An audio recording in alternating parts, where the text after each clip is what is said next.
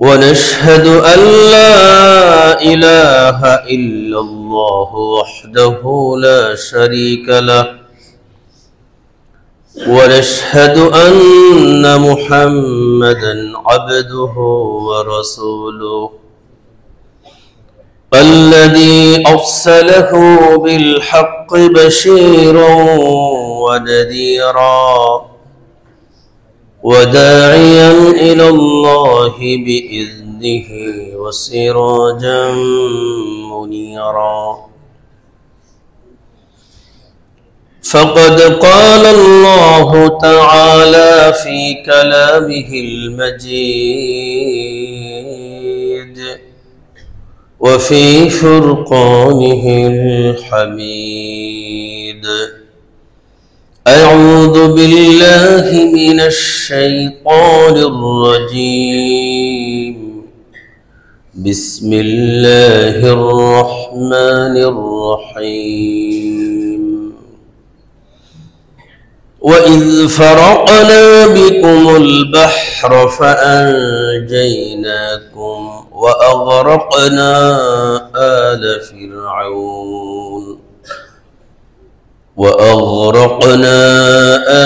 فرعون وأنتم تنظرون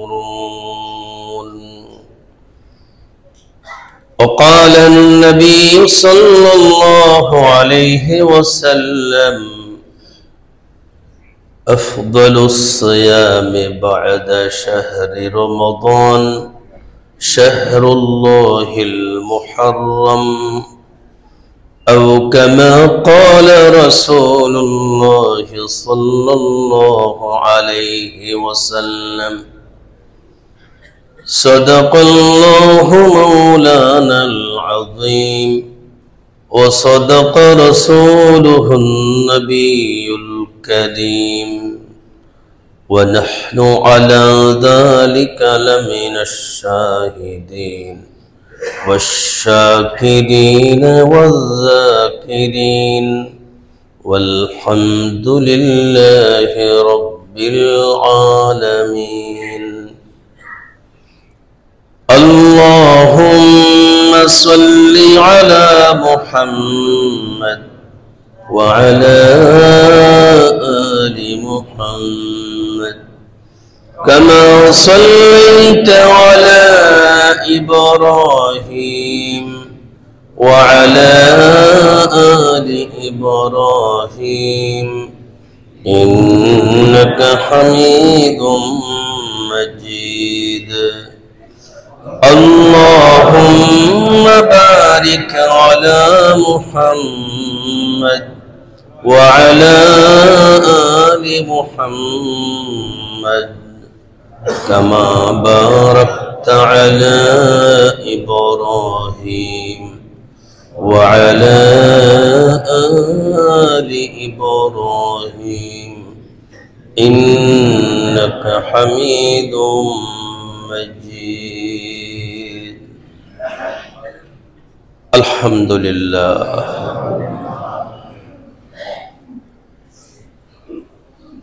পুনরায় আমাদের কাছে নতুন একটি বছর এলো 1446 হিজরি। হযরত ওমর ইবনুল খাত্তাব রাদিয়াল্লাহু তাআলা আনহুর জামানায় বৈঠক ডেকেছিলেন তিনি। মুসলমানদের একটি ক্যালেন্ডার বানানো দরকার, একটি সাল করার দরকার। যেহেতু সাইয়্যিদুল মুরসালিন খাতামুন নবিয়্যিন হযরত রাসূল করিম সাল্লাল্লাহু আলাইহি ওয়াসাল্লাম সকল নবীদের নেতা, সাইয়্যিদ, সকল নবীদের শ্রেষ্ঠ, আফজল, হাত্তা কি সকল উম্মত সহ পরকালের সকলেরই কাণ্ডারি। এজন্য তাকে কেন্দ্র করে একটি ক্যালেন্ডার দরকার, একটি সালের দরকার। তো তিনি প্রস্তাব করলেন, সাহাবায়ে কেরাম যারা আছেন আপনারা এক একজন মতামত দেন, এটাকে মুশাওয়ারা বলা হয়, পরামর্শ সভা।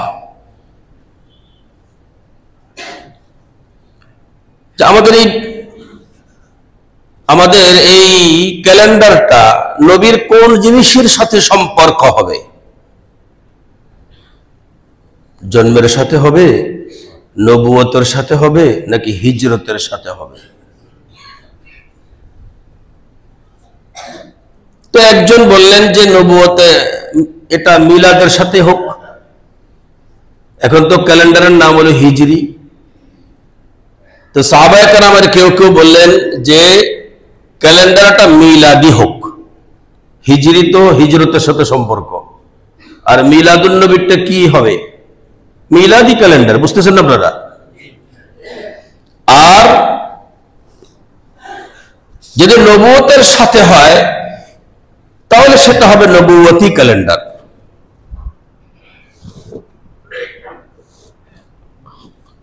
তো কেউ কেউ পরামর্শ দিলেন যে ক্যালেন্ডারটা মিলাদি হোক, কেউ কেউ পরামর্শ দিলেন ক্যালেন্ডারটা নবুয়তি হোক, আবার কেউ কেউ পরামর্শ দিলেন ক্যালেন্ডারটা হিজরি হোক। কি হয়েছে? মিলাদি ক্যালেন্ডারও হয় নাই, নবুয়তি ক্যালেন্ডারও হয় নাই, হয়েছে হিজরি ক্যালেন্ডার। বুঝের লোক ছিল না, ঠিক না? কথা বলেন না কেন? আমাদের এই সময় হলে আমরা এক নম্বরে ক্যালেন্ডার বানাইতাম মিলাদি ক্যালেন্ডার। মিলাদি আর নবুয়তি দুই ক্যালেন্ডার নিয়ে আমাদের মাঝে অনেক রক্তপাত হতো। আমি আজকে আপনাদেরকে আলোচনা করব কেন আমাদের এটা হিজরি সন। বলবো কেন এটা মিলাদি ক্যালেন্ডার নয়, কেন এটা নবুয়তি ক্যালেন্ডার নয়, হিজরি ক্যালেন্ডার কেন?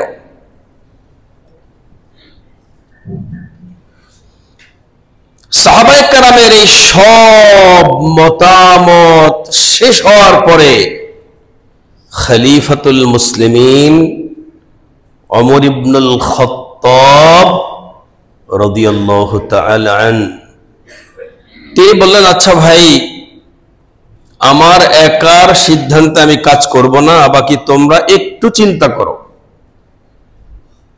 আমাদের এই ক্যালেন্ডারটা উদ্দেশ্য হচ্ছে ঘুরে ঘুরে প্রতি বছর আমাদের কাছে আসা।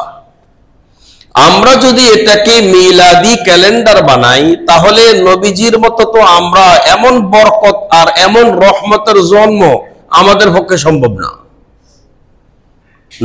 নবীজির যে জন্ম হয়েছে, যা কিছু ঘটেছে, এবং আমরা সামনে রবিউল আউয়াল মাসেও আলোচনা করব ইনশাআল্লাহ, এই সব কিছু তো আমাদের সাথে, আমরা তো এটা কিছুই আমাদের পক্ষে সম্ভব না। তার কারণ হলো মিলাদ নবীরটা এটা আমাদের করণীয় কিছু নেই, এটা হলো শুধুই মাত্র আমাদের আলোচনার বিষয়, আমাদের কোনো করণীয় নেই। হযরত ওমর বলেন, কে বলেন? আস্তে আস্তে জানি, সাহাবায়ে কেরামকে মানি, মোহাব্বত করতে শিখি। হুব্বুস সাহাবাতি মিনাল ঈমান। হযরত ইমাম বুখারী বলেন, সাহাবায়ে কেরামের মোহাব্বত মুমিনের লক্ষণ। সুবহানাল্লাহর কোনো আওয়াজ নেই। হুব্বুস সাহাবাতি মিনাল ঈমান, সাহাবায়ে কেরামের মোহাব্বত মুমিনের আলামত। আমি আর আপনি মুমিন কিনা, সাহাবায়ে কেরামের মোহাব্বত আছে কিনা, এটাও তার একটা প্রমাণ। হযরত ওমর রাদিয়াল্লাহু তাআলা আনহু বললেন, রাসূল পাকের জন্ম যেমন বরকত, যেমন রহমত, আমাদের কোনো কিচ্ছু করণীয় নাই। আমরা নবীর মতো জন্ম নিতে পারবো না। একটু ভাবো, অথচ ক্যালেন্ডারের কাজ হলো প্রত্যেক বছর ঘুরে ঘুরে আমাদের কাছে ওই মাসগুলো আসবে। কথা তো ঠিক তো? দুই নম্বরটাও চিন্তা করো, নবীর মতো নবুয়ত আমাদের কাছে আর নতুন করে আসবে না, অথচ ক্যালেন্ডারের উদ্দেশ্য হচ্ছে ঘুরে ঘুরে আমাদের কাছে আসবে। এমন নবুয়ত এটা রাসূলে পাক পর্যন্তই শেষ হয়ে গিয়েছে, এরপরে আর কারো কাছে নতুন করে নবুয়ত আসবে না। কিন্তু হিজরত এটা আমাদের জন্য করণীয় আছে। ঈমানের জন্য, দ্বীনের জন্য প্রয়োজনে মা ছাড়তে হবে, প্রয়োজনে বাবা ছাড়তে হবে, প্রয়োজনে সন্তানগুলো ছাড়তে হবে, প্রয়োজনে স্ত্রী পুত্র সহ ধন সম্পদ বাড়ি ঘর দুয়ার সব ছাড়তে হয়। এটা যদি আমরা প্রত্যেক বছর নতুন নতুন করে আলোচনা করি, তাহলে দ্বীনের জন্য এমন ত্যাগ করা আমাদের জন্য সহজ হবে। মাথা লাড়বেন না মুখ লাড়বেন? হ্যাঁ না বলবেন না সুবহানাল্লাহ বলবেন? হযরত ওমরের প্রস্তাবটা শোনার পর সাহাবায়ে কেরাম সকলে একমত হয়ে বললেন, খলিফাতুল মুসলিমিন, ঠিকই আপনি, আনতা ওয়ালিয়্যু রাসূলিল্লাহ, আনতা ওয়ালিয়্যু আবী বকর, আপনি ঠিকই আল্লাহর রাসূলের ওলি, আপনি ঠিকই আবু বকরের ওলি। আপনার এই মতটাই সুন্দর, আপনি এটাকে নাম দেন হিজরি ক্যালেন্ডার। তো আজ পর্যন্ত আমাদের কাছে ক্যালেন্ডারের নাম হয়েছে হিজরি। এতে কি আপনারা খুশি? এবার আমাদের দ্বিতীয় আলোচনা হবে, এটার সাথে হিজরি বছর যেহেতু আমাদের শুরু হলো, আমরা মুহররম মাস আসলে মনে করি যে সামনে আশুরা আসতেছে, যত খেলা আশুরা নিয়া। কতক্ষণ সব খেলা কি আশুরা নিয়া? অথচ দেখেন মুসলমানের হিজরি ক্যালেন্ডার সাহাবায়ে কেরাম এবং নবীর হিজরতের সাথে সম্পর্ক। এজন্য আমরা হিজরত নিয়ে কিছু আলোচনা করব, ঠিক তো নাকি? হিজরত কেন হয়? আমার প্রিয় নবীজি সাহাবায়ে কেরাম সহ তারা হিজরত করেছেন কেন? যে জায়গার মধ্যে দ্বীন, ঈমান, আমল নিয়ে চলা যায় না, সেই জায়গা থেকে হিজরত করে অন্যত্র চলে যাওয়া ফরজ। হযরত রাসূল করিম সাল্লাল্লাহু আলাইহি ওয়াসাল্লামের সাহাবায়ে কেরাম মক্কা থাকতে পারছেন না। নবীজি একদিন সাহাবায়ে কেরামকে ডেকে বলছেন, সাহাবী, তোমরা এক কাজ করো, তোমরা হাবশায় চলে যাও, হাবশায় চলে যাও। ফাইন্না ফিহা মালাকান লা ইউজলামু ইনদাহু আহাদুন। সুবহানাল্লাহ বলেন। অথচ তিনিও খ্রিস্টান। নবীজি বলেন, ফাইন্না ফিহা মালাকান লা ইউজলামু ইনদাহু আহাদুন। হাবশার যে রাজা, এমন একটা রাজা, ওর কাছে কেউ কখনো মজলুম হয় না। সুবহানাল্লাহ বলবেন না? তো সাহাবায়ে কেরাম এখন হিজরত করবেন। হিজরত, আমি আজকে এখন এই মুহূর্তে আপনাদেরকে একটা ঘটনা শোনাবো হিজরতের।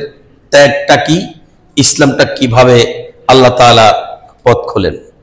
আমরা তো অনেক কিছু বুঝি না যে আসলে কল্যাণের পথে আছি, আমি কি এখন বিপদেই পড়বো নাকি এখান থেকে আল্লাহ আমাকে উদ্ধার করবেন, এটা আমাদের বুঝার ক্ষমতাও নেই।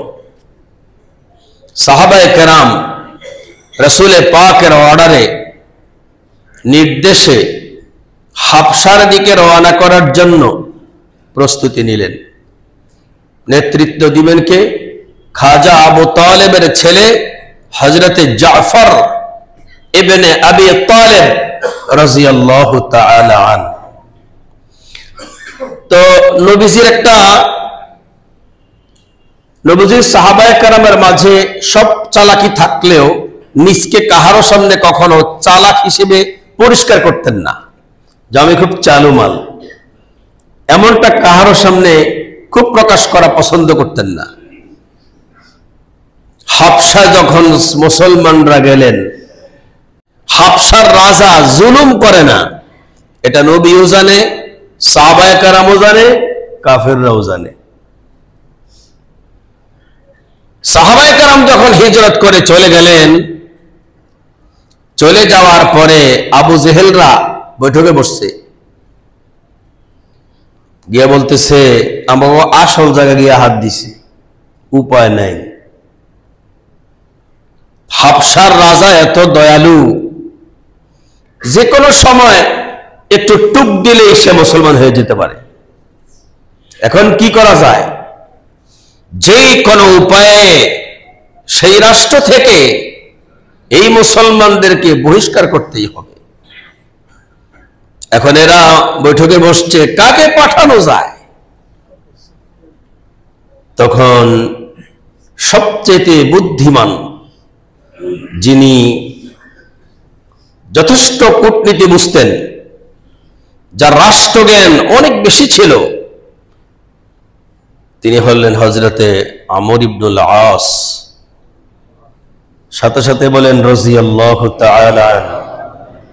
একদিকে কাফেরদের ছিলেন নেতা, মাথা দিয়া লাগতো, পুরা কাফের লাগতো আমর ইবনুল আস। অপরদিকে যখন তিনি মুসলমান হলেন, তখন মুসলমান হওয়ার পরে তিনি ইসলামের মুসলমানদের মাঝেও আসেন নেতা হয়ে গেলেন। কাফেররা বলল আমর ইবনুল আসকে পাঠাও, তো পাঠাইছে। পাঠানোর পরে সরাসরি রাজ দরবারে চলে যায়। রাজার কাছে গিয়ে বলছে, রাজা, আপনার সাথে আমাদের একটা সম্পর্ক আছে, তাই একটা উপকার করতে আসছি। আপনার সাথে আমাদের যে সুসম্পর্ক, আপনি বিপদে পড়েন, ক্ষতিগ্রস্ত হন, এটা আমরা কখনো চাইতে পারি না। এজন্য আপনার একটা বিপদ উঠতেছে আপনার মাথার উপরে, এটা থেকে রক্ষা করার জন্য আমরা মক্কাতে মশওয়ারা করে আপনার কাছে এসেছি। রাজা বলছে কি সেটা? সেটা হলো আমাদের মক্কায় কিছু খারাপ মানুষ আছে, সমাজ নষ্ট করে, ওরা আমাদের পুরা মক্কাটা নষ্ট করে এখন আপনাদের দেশে এসে ঢুকছে। রাজা কয় হায় হায়, এত বড় উপকার তুমি করতে এসছো, চিনবা দেখলে? হ্যাঁ। তো সেগুলো দেখো কোথায় আছে। তো সাথে আরো লোকজন দেওয়ার পরে রাজার সামনে নিয়ে আসছে। নিয়ে আসার পরে কে কথা বলবে? সাহাবায়ে কেরাম যখন শুনলেন যে তাদেরকে রাজা ডাকছেন, বিসমিল্লাহ,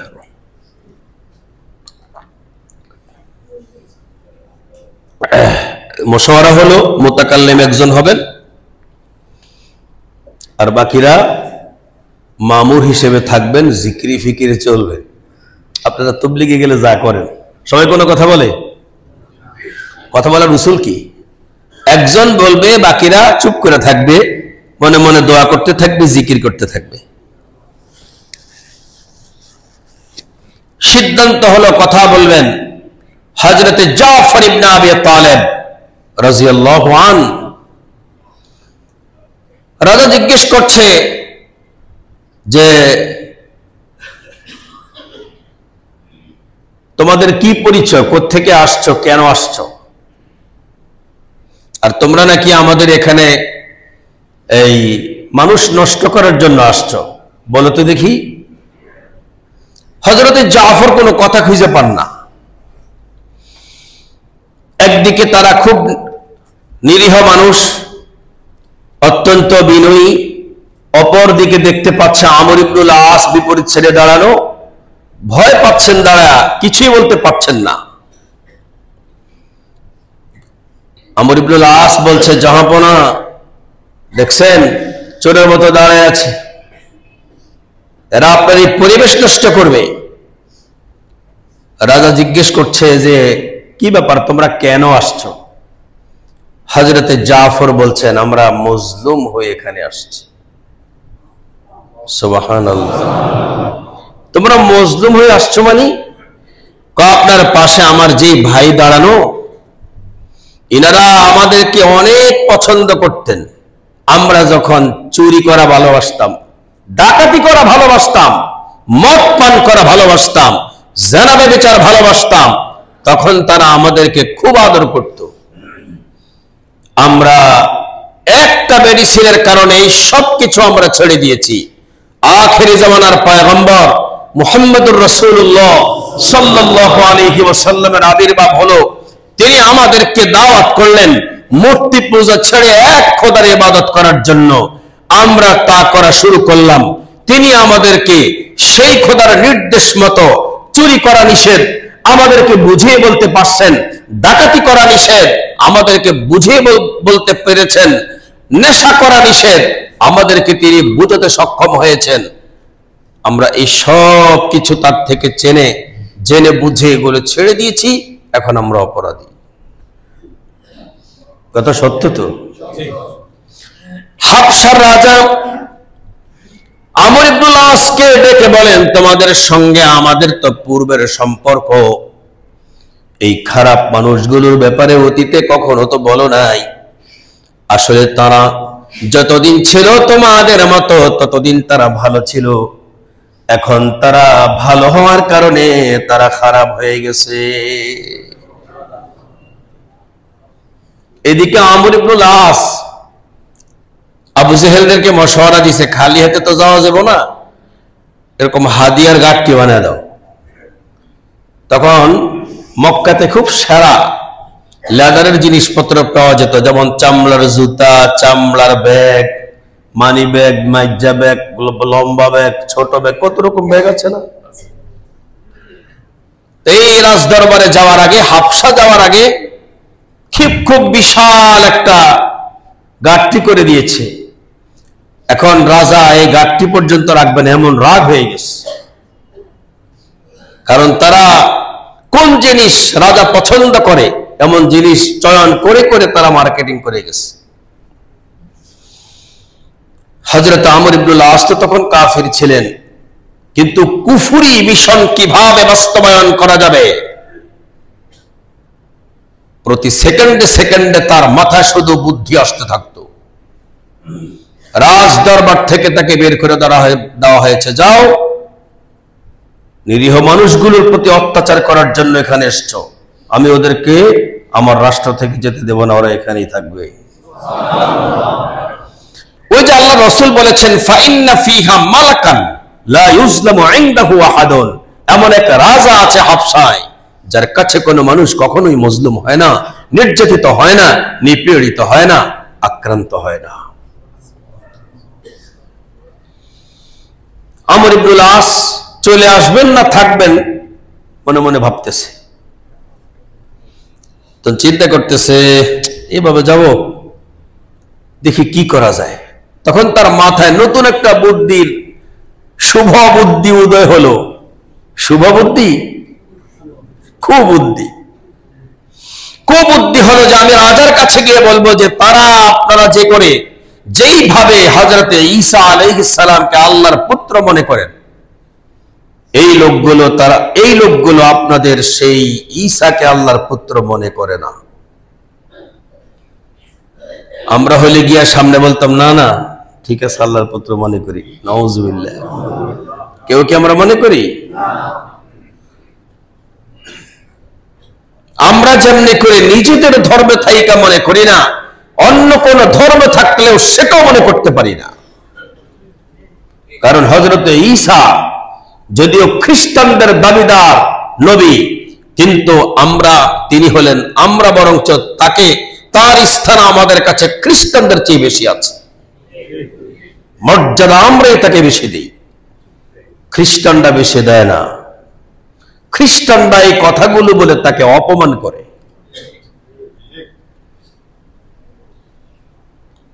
পরদিন গিয়ে আবার হাজির রাজ দরবারে গিয়া, রাজা জাহাপনা আমার আসল কথাটাই বলতে মনে ছিল না। কত বলো কি কথা? আসল কথা হলো হযরত ঈসা আপনাদের ইবনুল্লাহ, এই মুসলমানরা ইবনুল্লাহ মানে না। আপনি তাহলে ডাকেন, জিজ্ঞেস করেন। রাজা আবার ডাকলো। এবার কিন্তু হযরতে জাফর ভয় পেতেছে, কি ব্যাপার, কালকের পরে আজকে আবার ডাকার তো কথা না, আমাকে তো সিদ্ধান্ত দিয়ে দিছে, নতুন আবার কোন ষড়যন্ত্র শুরু হলো। তখন আবার রাজদরবারে আসলেন, দোয়া পড়তে পড়তে আসছেন, আল্লাহ পাকের কাছে দোয়া করতে করতে আসলেন। আসার পরে রাজা জিজ্ঞেস করছে, জাফর, হযরত ঈসার ব্যাপারে তোমাদের কি মত? প্রশ্ন কিন্তু হার্ড। হযরত জাফর বলেন, আমাদের তো এই ব্যাপারে আসলে সেরকম কোনো ভিন্ন কোনো মত নাই, তবে কোরআনে যেই মত আমাদের সেই মত। গতকাল হযরত জাফর রাজ দরবারে যাওয়ার পরে মনে মনে চিন্তা করলেন যে আল্লাহ, ওনার কাছে একটু কোরআন পড়ার একটু সুযোগ করে দিলে আমাদের কোরআন শুনলে নরম হয়ে যাব। কিন্তু গতকাল আল্লাহ সুযোগ করে দেয় নাই, আজকে কিন্তু আল্লাহ সুযোগ করে দিচ্ছে।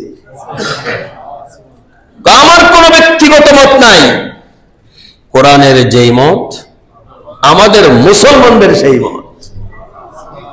আল্লাহু আকবার। তার মানে এই মুহূর্তে আল্লাহ তাআলা তার জবান থেকে কোরআনে কারীমের তেলাওয়াত করাবেন। এবার রাজা বলছে, তাহলে কোরআনের কি মত? তোমাদের কোরআনটা একটু তেলাওয়াত করো। এখন তো আমর ইবনুল আস পাশে দাঁড়ানো। এখন তিনি শুরু করলেন, ওয়াজকুর ফিল কিতাবি মারইয়াম إذ انتبذت من أهلها مكانا شرقيا فاتخذت من دونهم حجابا فأرسلنا إليها روحنا فتمثل لها بشرا سويا قالت إني أعوذ بالرحمن منك إن كنت تقيا قال إنما أنا رسول ربك لأهب لك غلاما زكيا। তেলাওয়াত করতে করতে একেবারে আরো সামনে, সময় তো কমের লেগে এত বেশি পড়তেছি না। হযরত জাফর যখন তেলাওয়াত করেন, এই তেলাওয়াতের সূচনা তার প্রশ্ন ছিল হযরত ঈসার ব্যাপারে, কিন্তু শুধু ঈসা নিয়ে খেলা শুরু না, খেলা কিন্তু শুরু হয়েছে হযরত ঈসার মাকে দিয়ে, ঠিক না? এজন্য খ্রিস্টান ধর্মে এদের খোদা তিনজন, খালি ঈসা ইবনুল্লাহ একজন নয়, বরংস মেরি, তারা মরিয়মকে কি বলে? মেরি, এরাও সে তাদের খোদা। এজন্য আল্লাহ তাআলা ঈসার জীবনী বর্ণনা করতে গিয়ে ঈসার মায়ের জীবনী বর্ণনা শুরু করছেন। আমর ইবনুল আস তো পাটনা লোক, এক পুরা মেজাজ খারাপ, কিরি এর কইলো ঈসার কথা বলতো আর হ্যাঁ ঈসার মায়ের কথা বলে। তার মানে এই জায়গাতেও সে বিচক্ষণতার পরিচয় দিল, জাফরের মতো একটা বলদ ছেলে আজকে সে ঈসার কথা শুনতে বলছিল রাজা, আর ওই ঈসার মায়ের কথা বলছে। আল্লাহ ডাক দিয়ে বলেন, পয়গম্বর, আপনি এই কোরআনের ভিতরে ঈসার জীবনী বর্ণনা করতে হলে ঈসার মায়ের জীবনী বর্ণনা করেন। আল্লাহু আকবার।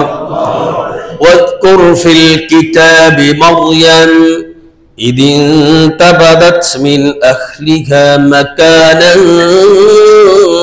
شرقيا। হে রাসূল, আপনি বিবি মরিয়মকে নিয়ে আলোচনা করেন। ঈসার জীবনী আলোচনা করতে হলে ঈসার মাকে নিয়ে আপনি প্রথম আলোচনা করেন। ঈসার মা, তার ফ্যামিলি থেকে, সে পরিবার বর্গ থেকে সে অনেক দূরে চলে গেছে। যাওয়ার পরে সে কি করলো? সেখানে একটা পরিবেশ তৈরি করলো, একাকিত্বের একটা পরিবেশ। চতুর্দিকে পর্দা লাগালো। فاتخذت من دونهم حجابا, চতুর্দিকে পর্দা লাগালো। পর্দা লাগায়া গোসল করবেন। গোসল করার জন্য যখন তিনি পরিবেশের ভিতরে দাঁড়ালেন, এমন সময় আকাশ থেকে ফেরেশতা তার কাছে এসে হাজির।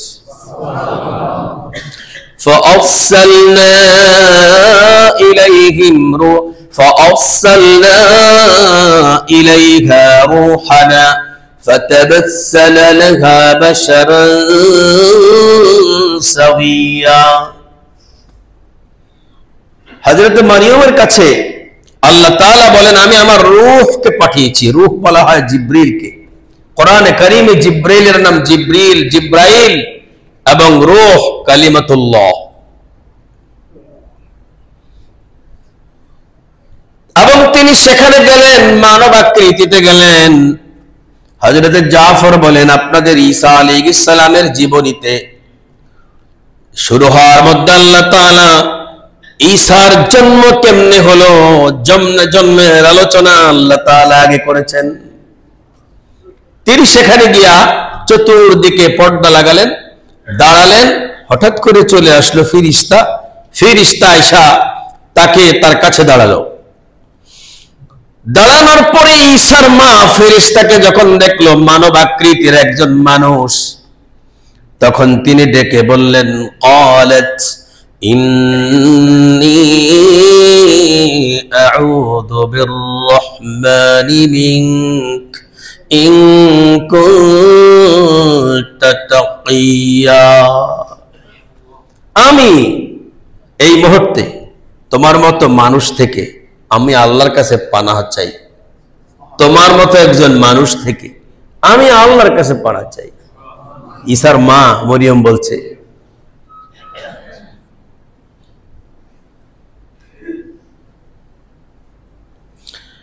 এবার ফেরেশতা ডেকে বলেন ক্বালা ইন্নামা আনা রাসূলু রাব্বিক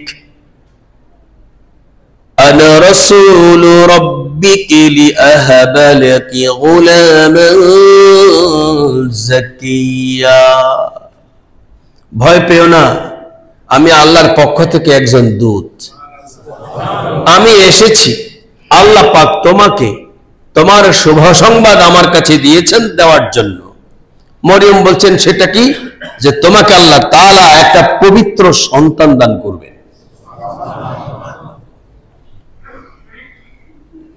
আচ্ছা, এই অবিবাহিত মেয়ে যদি এই সংবাদ পায় খুশি হয়? এটা তো বিবাহিত মেয়ের সংবাদ। যার সন্তান নাই এটা তার খুশির সংবাদ। বিবাহ শাদী করছে, সন্তানাদি এখনো হয় নাই, হঠাৎ করে এমনটা হয়েছে, খুশি হয়েছে। বিবাহ হয় নাই, মেয়েরে বলতেছে ডাক্তারে তোমার পেটে বাচ্চা আছে, মেয়ে কি খুশি হবে?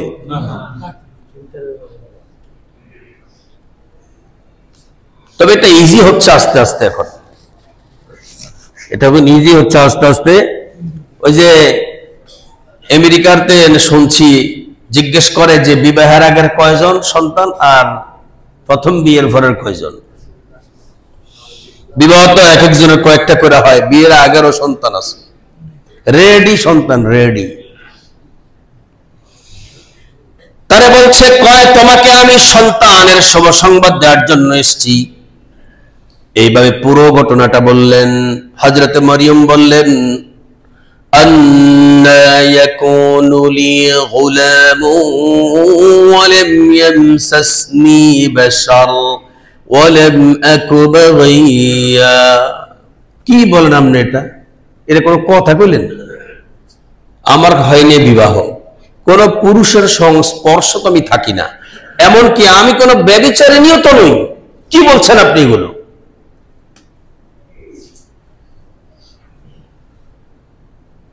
হযরত জিবরিল বলছেন ক্বালা কাযালিক।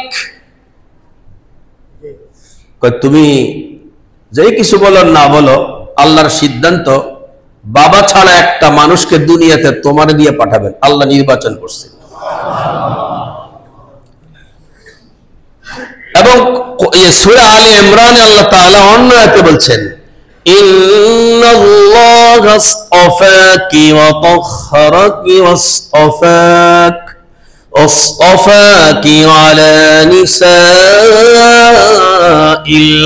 আলামিন। আল্লাহ কো আমি তোমাকে নির্বাচন করছি। আর এই জায়গাতে জিবরিল বলছে, আল্লাহ তাআলা বলছেন তোমাকে আল্লাহ নির্বাচন করেছেন। ক্বালা কাযালিকা ক্বালা রাব্বুক। আল্লাহ তাআলা বলেছেন এমনি হবে।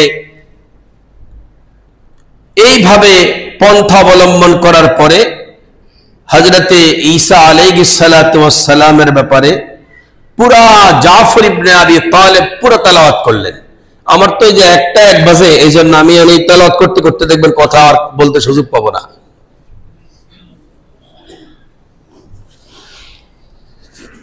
হযরত জিবরিল বলেন হুয়া আলাইয়া হাইন وقد خلقتك من قبل ولم تك شيئا ولنجعله آية للناس ورحمة منا وكان أمرا مقضيا। আল্লাহ বলছে তোমাকে বলতাম এটা আল্লাহর কাছে অনেক সহজ, অন্যের জন্য কঠিন, আল্লাহর কাছে এটা কি না, কঠিন না। আর আল্লাহ পাকের ইচ্ছা পুরা পৃথিবীবাসীর কাছে তোমাকে আল্লাহ পাক ঈসাকে কেন্দ্র করে নিদর্শন বানায় রাখবেন। তুমি পুরা পৃথিবী জগৎবাসীর জন্য একটা উপমা, একটা নিদর্শন হিসেবে মুসলমানদের জন্য থাকবা। এবং আরো বলেছেন যে তুমি আমার পক্ষ থেকে রহমত। আরো বলেছেন এই সিদ্ধান্ত লড়ার মতো নয়, কারণ যতই ওয়াজ করে মরিয়মে কোনোভাবে এটা মাইনা নেয় না। এদিক দিয়ে গেলে এদিক দিয়ে গেলে সর্বশেষ যখন দেখলো শুধু আর কয়, কোনোভাবেই নেয় না, তখন জিবরিল বলছেন আল্লাহ আমাকে জানিয়েছেন তোমাকে বলার জন্য, এটা সিদ্ধান্ত চূড়ান্ত।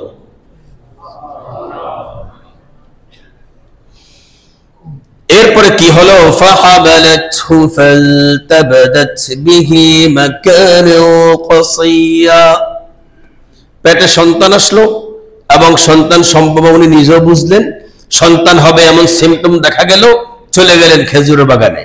এবার হযরত ঈসার জীবনী শুরু। فَجَاءَهَا الْمَخَاضُ إِلَى جِذْعِ النَّخْلَةِ قالت يا ليتني مت قبل هذا وكنت نسيا منسيا। উনি কিন্তু খেজুর বাগানে গিয়ে কথা কয় না যে আল্লাহ আমার সহজে বাচ্চাটা প্রসব করে দাও, এটা কয় না। উনি বলতেছেন আল্লাহ আমি তোমার কাছে দোয়া করি তুমি এই জায়গাটা আমার মাটিটা ফাঁক কর, আমি একটু হাঁ দেয় যাই, এইটা হইলে আমি কই যাব? এই সন্তানটা লইয়া কি সমাজে বাঁচা কি সম্ভব? ইয়া লাইতানি মৃত্যু, আমরা মৃত্যু কন্তম নিচে রি পলা দিয়া না, আর আরবিতে রি পলা বাদ দিয়া মৃত্যু কইলে আমি মরবো। ইয়া লাইতানি মৃত্যু ক্বাবলা হাযা ওয়া কুনতু নাসিয়া وكنت نسيا منسيا। নাসিয়াম মানসি অর্থ হলো যার আলোচনা অতীতে কখনো ছিল না, কাহারও নলেজেও নাই, অর্থাৎ সম্পূর্ণ নিশ্চিহ্ন, কাহারও নলেজে নাই। আল্লাহ তুমি আমাকে এমন বানিয়ে দাও জীবনেও যেন কেউ আমার কথা কখনো আলোচনা না করে। এখন আসছে কি জানেন, জিবরাইল তো সামনাসামনি কথা বলছে, আল্লাহ কয় না আমার এই বান্দিরে এই মুহূর্তে এমন একটা সময় আর ফেরেশতা দিয়ে কথা বলালে হবে না। ফানাদাহা মিন তাহতিহা আল্লা তাহজানি ক্বাদ জাআলা রাব্বুকি তাহতাকি সারিয়া। এবার মাটির নিচ থেকে আওয়াজ শুরু হয়েছে, বাদশা না এই জায়গায় আসার পরে একেবারে বেলবেলায় কেঁদে দিচ্ছে। হযরত জাফর তেলাওয়াত করতে করতে যখন এই জায়গায় আসছে, এখন বাদশায় এমন কান্না মনে যেন কল চাপতেছে, কল চাপলে যেরকম পানি পড়ে বাদশার চোখ দিয়ে ঠিক এরকম পানি পড়ছে। ফানাদাহা মিন তাহতিহা আল্লা তাহজানি, নিচ থেকে ফানাদাহা তাকে ডাকছে, কে ডাকছে? মিন তাহতিহা তার নিচ থেকে, তাহাত মানে নিচে। সান্ত্বনামূলক শব্দ বলছে, আল্লাহ তাহজানি, তুমি টেনশন করো না, টেনশন করো না। قد جعل ربك تحتك سريا, তোমার মাথায় যত টেনশন আছে এই টেনশন দূর করার জন্য তোমার নিচ থেকে তার মানে একটা ফোয়ারা আল্লাহ তাআলা করে দিবেন।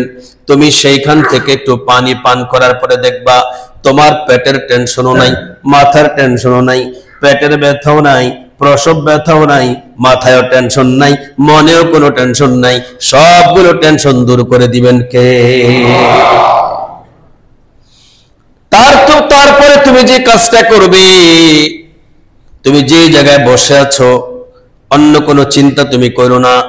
তোমার মাথার উপরে খেজুর গাছের ডালা আছে, ডালাটা হাত বাড়ায়া ধরো, তুমি একটু নাড়া দাও, একটু ঝাঁকি দিলে দেখবা ডালা লাড়া দিলে পরে ওই জায়গা থেকে খেজুর পড়বে যেগুলো পাকা, আবার যেগুলো পড়বে সেগুলো কাঁচা। নাড়া দিলে পরে পাকা খেজুর পড়লেও কখনো কাঁচা খেজুর ঝরে পড়ে না। খেজুর গাছের খেজুর আমাকে বাংলাদেশের জঙ্গলে খেজুর পর্যন্ত পাতা লাড়লে কখনো পড়ে না। আর সৌদি আরবের খোরমা যেটা পাকা ওটা পড়লেও কাঁচাটা কখনো ঝাড়া দিলে পড়বে না, অনেক মজবুত। وهزي إليك بجذع النخلة تساقط عليك رطبا جنيا, খেজুর গাছের ডালা ধরো, নিজের দিকে নাড়া দাও, তোমার দিকে তুমি এটাকে টান করো, নাড়া দাও, ঝাঁকুনি দাও। ঝাঁকুনি দিলে খেজুর পড়বে দুই রকম, কাঁচাও পড়বে, পাকাও পড়বে। তার কারণ সন্তান হওয়ার পরে রুচি পরিবর্তন হয়। শুধু পাকা খেজুর খাইয়া মজা লাগবে না, একটু কসকস খেলে মজা লাগবে। দুধ চা তখন মজা লাগবে না, রং চা খাইলে মজা লাগবে। রুচির পরিবর্তন হয়। ক্যাফে জিলে গিয়ে এখন মজা করে দুধ চা দেয়, কিন্তু যদি সন্তান হয় দুধ চা মুখে মজা লাগবে না, তখন বলবে আমাকে রং চা দে, তখন রং চাটাই মজা লাগবে। এজন্য আল্লাহ তাআলা বলেন শুধু পাকা খেজুর মজা লাগবে না, তোমাকে কষওয়ালা খেজুর মজা লাগবে। একটু টান দাও, যতটুকুন শক্তি আছে ওখান থেকে নিক্ষেপ করবো আমি আল্লাহ। এরপর আল্লাহ তাআলা বলেন ফাকুলি ওয়াশরাবি ওয়াকররি আইনা, যে তুমি এবার খাও। তাহলে উপরে আসে, উপর থেকে খেজুর পড়ছে, এটাও খাও। তোমার পায়ের নিচ থেকে পানি বের হয়েছে, এটা খাও। তবে এই দুইটা এখন খাও, খাওয়ার পরে আমি তোমারে কি দিলাম পেট থেকে ওটার দিকে একটু চাও। মরিয়ম খাইলো, কিন্তু ওই সন্তানটার দিকে চায় না। টেনশন তো মনে, কি সন্তানের দিকে তাকাবে, সমাজের কাছে কেমনে মুখ দেখাবে। হযরতে জাফর যখন এই তেলাওয়াত গুলো করেন, হাফসার বাদশার দুই চোখের পানিতে বক্ষদেশ পর্যন্ত ভিজে যায়। হঠাৎ করে তিনি বলে ফেললেন, আমি এই মুহূর্তে তোমার কাছে হাতটা বাড়িয়ে দাও, আমি পড়তে চাই লা ইলাহা ইল্লাল্লাহু মুহাম্মাদুর রাসূলুল্লাহ। আমার নবীর জীবনী কোরআনে যা তুমি আমারে শুনাইলা, আমার নবীর জীবনী আমার ইনজিল ওইভাবে আমি জানি না। কারণ আমি তোমার কাছে জানতে চাইছি আমার নবী ঈসার জীবনী, আর তুমি আমাকে কোরআন থেকে ঈসার জন্ম সূত্র তার মায়ের জীবনী থেকে শুরু করেছো। আর আমি তোমাকে বলেছিলাম তুমি আমাকে আমার নবীর ব্যাপারে তোমার মতামত কি, তুমি বলেছিলে আপনার নবীর ব্যাপারে আমার কোনো মতামত নেই, যা মতামত আছে সব কোরআনের মতামত। আর আমি তোমার কাছে জানতে চাইলাম যে কোরআনের কি মতামত। তুমি আমাকে আমার নবীর জীবনী না জানাইয়া তার মায়ের জীবনী জানালে, তুমি যদি এই জায়গায় তার মায়ের জীবনী আমাকে না জানাতে, তাহলে আমার নবী যে বিশ্বের জন্য একটা আলামত রহমত, আমি এটা বুঝতাম না। কারণ আল্লাহ তাআলা নিজ সিদ্ধান্তে বাবা ছাড়া যাকে বানালেন তিনি হলেন হযরত ঈসা। অতএব যে কোরআন আমার নবীকে এত সুন্দর করে উপস্থাপন করেছে, এটা শেষ জামানার পয়গম্বরের আবির্ভাবের পূর্ণ লক্ষণ, কোরআন সত্য হওয়ার পূর্ণ প্রমাণ। এই মুহূর্তে তোমার হাতটা বাড়িয়ে দাও জাফর, আমি এক্ষুনি তোমার হাতে পড়বো লা ইলাহা ইল্লাল্লাহু মুহাম্মাদুর রাসূলুল্লাহ সাল্লাল্লাহু আলাইহি ওয়াসাল্লাম। মুহতারাম, হিজরতের ব্যাপারে হিজরি সন এসছে, হিজরত থেকে হিজরতের সূচনা, হাবশার হিজরত, হাবশার হিজরতে কাফেরদের অনেক চমৎকার বাকপটু ব্যক্তিরাও রাজদরবারে গিয়ে যারা সবসময় কথাবার্তা বলতো, তারাও সেদিন গিয়া মুসলমানদের ব্যাপারে কথা বলে কোরআনের সাথে ফাইট করে জিততে পারে নাই। পেরেছে? বরঞ্চ স্বয়ং রাজাই মুসলমান হয়ে গেছে। যে রাজা ছিল খ্রিস্টান, সে রাজা হয়ে গেল মুসলমান। এই হলো হিজরতের উপকার। এজন্য পৃথিবীর কিয়ামত পর্যন্ত আমরা যদি হিজরত করতে জানি ধর্মের জন্য, ইনশাআল্লাহ আমাদের ইসলামের কখনো ক্ষতি তো হবে না, উপকারই হবে, ইনশাআল্লাহ উপকার হবে। এজন্য ছোট হোক বড় হোক, দিনের জন্য হিজরত করা চাই। হিজরত আমি আপনাদেরকে বলেছি, আমাদের ক্যালেন্ডার কেন হিজরি, আমাদের ক্যালেন্ডার কেন নবুয়তি নয়, আমাদের ক্যালেন্ডার কেন মিলাদি নয়? প্রস্তাব তো তিনটে এসেছিল হযরত ওমরের দরবারে। এই প্রস্তাবটাও তো এসেছিল যে মিলাদি ক্যালেন্ডার হোক, এই প্রস্তাবটাও তো এসেছিল হিজরি নবুয়তি ক্যালেন্ডার হোক, এই প্রস্তাবটাও এসেছে হিজরি হোক। ওমর কিন্তু বলেন না আমি হিজরি সিদ্ধান্ত দিলাম। তিনি এক নম্বরে বলেছেন মিলাদি ক্যালেন্ডার দিলে প্রত্যেক বছরকে আমরা নবীর মতো জন্ম নিতে পারবো, নবুয়তি ক্যালেন্ডার দিলে আমরা কি আবার নবী হতে পারবো? কিন্তু যদি হিজরি ক্যালেন্ডার দেই, তাহলে হিজরতের শিক্ষা কিয়ামত পর্যন্ত উম্মত পারবে। ওয়া আখিরু দাওয়ানা আলহামদুলিল্লাহি রাব্বিল আলামিন।